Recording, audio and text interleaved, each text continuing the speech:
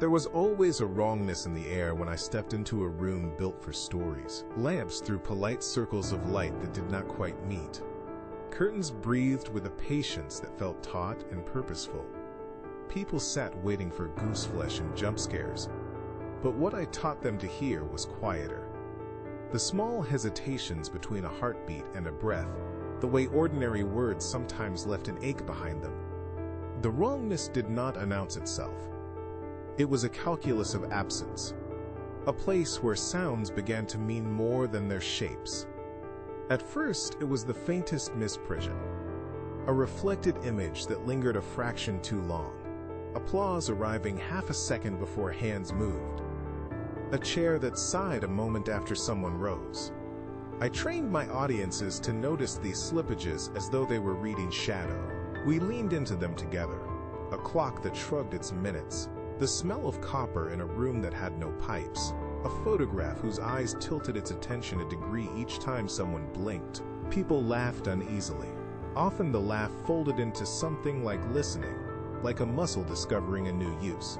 My own mind betrayed me slowly, as if some insect of doubt had found a seam in the house of my memory. I began to mistrust the map of my recollections. An anecdote I had told a night before arrived tonight with a different ending.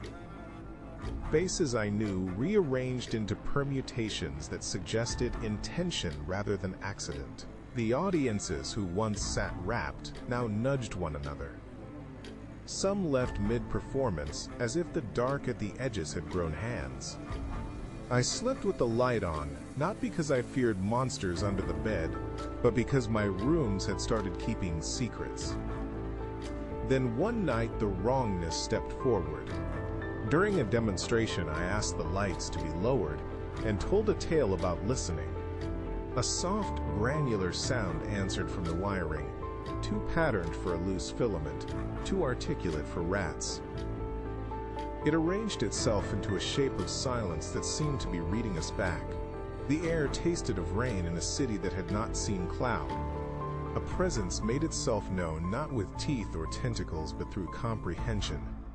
It understood pauses, it catalogued breaths. Its curiosity was not benign. We learned what it takes for a quiet thing to learn to speak.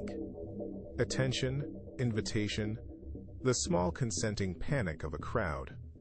When I tried to explain afterward, there were only traces, a smear on the program, a word misprinted in every copy. Some seats stayed empty the following week. I locked the theater and told myself the ritual was over, but in the space between the bolt and the dark, something that had been listening kept adding up.